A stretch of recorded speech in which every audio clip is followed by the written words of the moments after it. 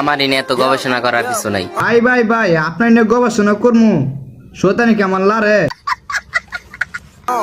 আমি এক এক সময় এক এক ক্যারেক্টারে আসি।